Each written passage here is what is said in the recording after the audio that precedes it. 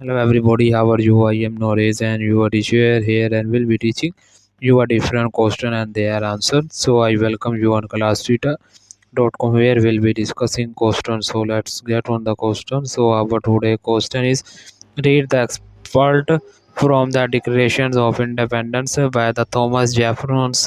We therefore the representatives of the United States of America in General Congress Assembly appealing to the Supreme Judge of the world for the rectitudes of our international dues in the names and by the authority of the good peoples of these colonies solemnly publish and declare that these United Colonies are and of rights up to be free and independent states.